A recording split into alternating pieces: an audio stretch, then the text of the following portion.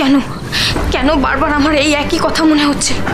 কেন মনে হচ্ছে যে ফণীবাবুই আসলে কাপালি ঠাকুর? আমার এত চেনা লাগছে, অনুভূতি আমায় বলছে, তাও আমি কেন বুঝতে পারছি না। কেন বারবার মনে হচ্ছে যে বড় দিদির খুব বিপদ? কেন কেন? ওদিকে পথিক আমাকে অকারণে ভুল বুঝেই চলেছে। না না, এভাবে আমি চুপ করে বসে থাকবো না।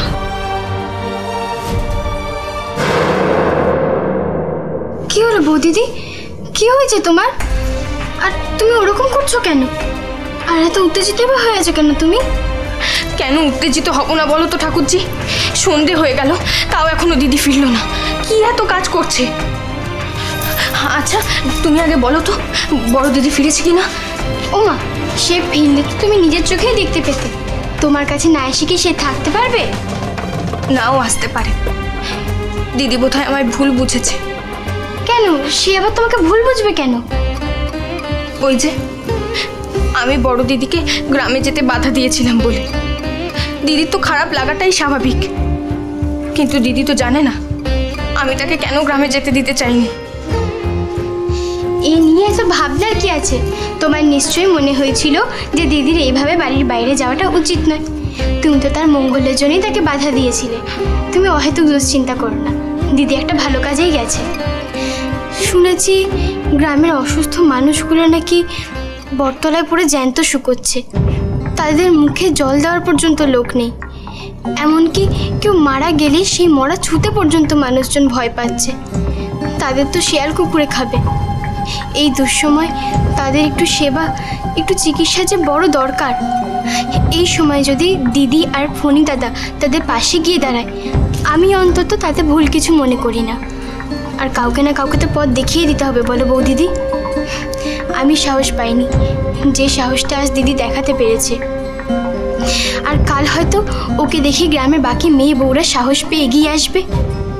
আর তাছাড়া তো ফণী দাদা তো সঙ্গেই রয়েছে। ওরকম একটা মানুষ যখন সঙ্গে আছে, তখন আবার তুমি ভয় পাচ্ছ কেন? হয়তো মানুষজনের সেবা করতে করতে সময় চলে যাচ্ছে, এতে আবার এত ভয় পাওয়ার কি আছে, যখন বিশেষ করে ফণী দাদার মতন একজন মানুষ সঙ্গে আছে। আমার সব ভয় তো এই ফণীবাবুকে নিয়ে।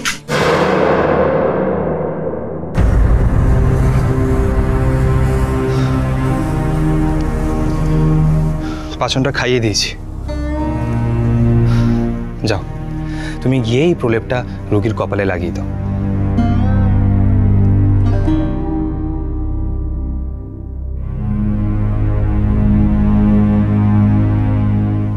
ভয় পেও না গৌরী, তুমি ওকে স্পর্শ করলে রোগে আক্রান্ত হবে না।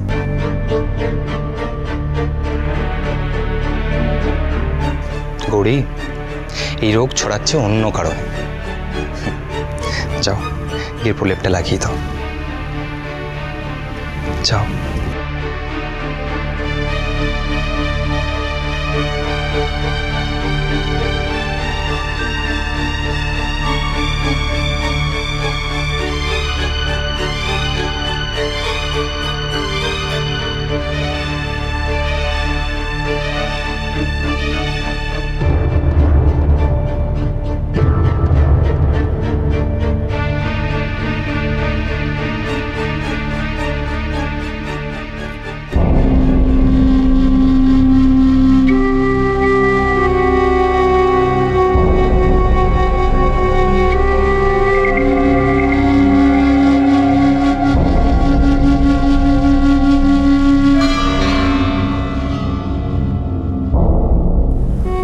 দেখতে দেখতে কত রাত হয়ে গেল।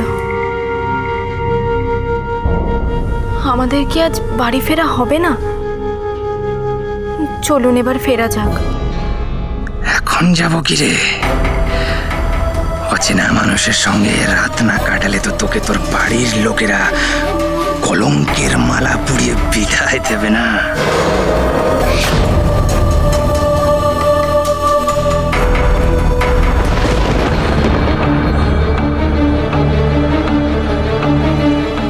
কি ভাবছেন ফণীবাবু? হ্যাঁ, কি ভাবছেন? ভাবছি জীবনে যা পাওয়ার ছিল তা তো কিছুই পাওয়া হলো না। এবার মনে হয় বাকি জীবনটা এরমভাবেই কেটে যাবে। আপনি এত মান্যগণ্য মানুষ, বদ্যি হিসেবে কাশিতেও নিশ্চয়ই আপনার অনেক নাম ডাক, তাহলে এত হতাশা কিসের? নাম ডাকটাই কি আর জীবনের সব গৌরী?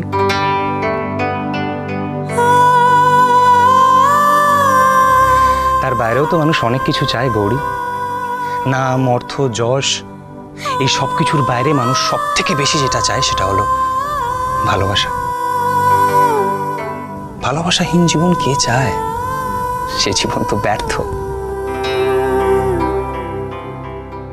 আমি অত শত বুঝি না, মুখ্য মেয়ে মানুষ আমি।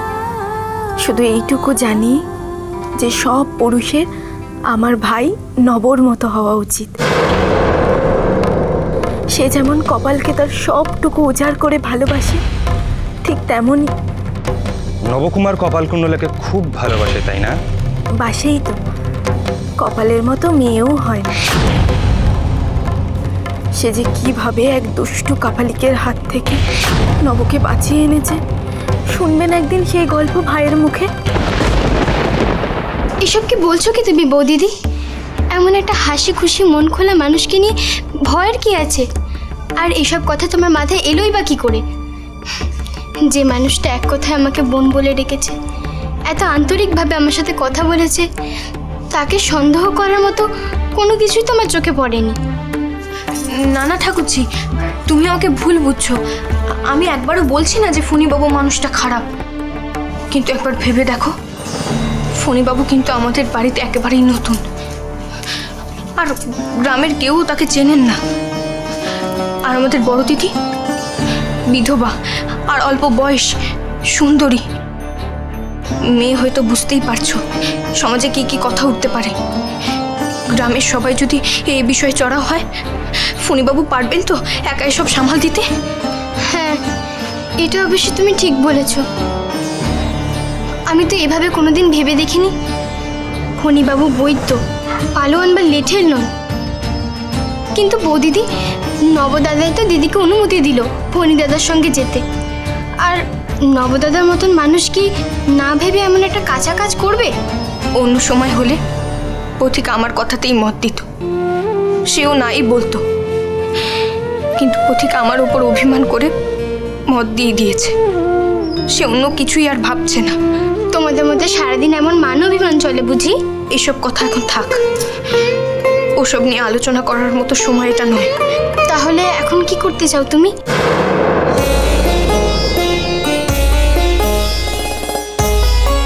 পথিকের সাথে কথা বলবো।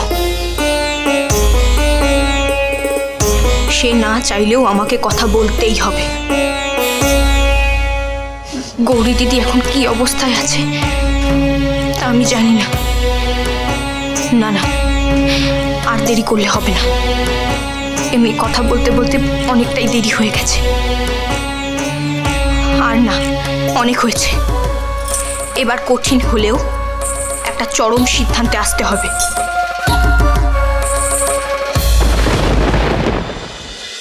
কপাল ভালো মেয়ে হলেও সে কিন্তু একেবারেই চাইছিল না যে তুমি আমার সাথে এখানে আসো। বাড়ির বউ হিসেবে কপাল যা বলেছে তাকে খুব ভুল বলেছে। এভাবে আপনার সঙ্গে এখানে আসাটাকে কেউ মেনে নেবে? কেন? আমি কি খুব খারাপ? আমি কি তোমার কোনো ক্ষতি করতে চেয়েছি? আর শুধু কপাল নয়, আমি দেখলাম নবও আমাকে ঠিক পছন্দ করছে, নইলে ওভাবে আমায় পারিশ্রমিক দিতে চায়। আমি কি সেই জন্য এখানে আছি? অপমানিত হয়ে এখানে থাকার চেয়ে চলে যাওয়াই ভালো। না না, আপনি এভাবে চলে যাবেন না। জেঠিমার কি হবে তাহলে? তুমি তোমার কথা বলো গৌরী, তুমি কি চাও? আমি চলে গেলে কি তোমার খারাপ লাগবে?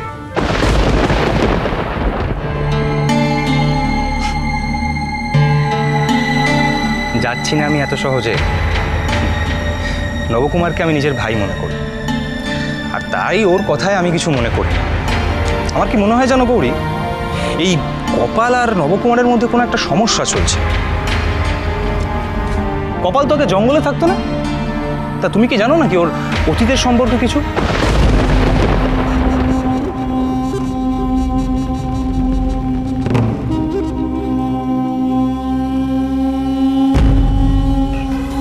জানি মানে ওই যেটুকু নব বলেছে। জানো গৌরী, শাস্ত্রে বলে অতীতের প্রভাব মানুষের সাংসারিক জীবনেও কিন্তু পড়ে। আমার মনে হয় নবকুমার কপালের ছোটবেলার কোনো ঘটনা জানতে পেরেছে, তাই নবকুমারের মনে এত অশান্তি। আর নয়তো অতীতের কোনো ব্যক্তি বা অতীতের কোনো ঘটনা কপালের উপর এমন প্রভাব ফেলেছে যে নব সেটা নিয়ে বা কপালের আচরণ নিয়ে উদ্বিগ্ন হয়ে পড়ছে। আমি তো ওর কিছুই জানি না, তবে হ্যাঁ ওদের মধ্যে একটা সমস্যা বোধহয় চলছে। আমারও তাই মনে হয়, বুঝলে। তাহলে কি ওদের দুজনের সম্পর্কে ফাটল ধরেছে?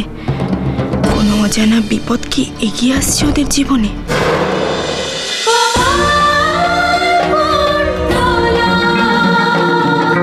স্টার জলসার প্রিয় শো দেখার জন্য সাবস্ক্রাইব করুন আমাদের ইউটিউব চ্যানেলে এবং আপডেটেড থাকার জন্য প্রেস করুন বেল আইকন।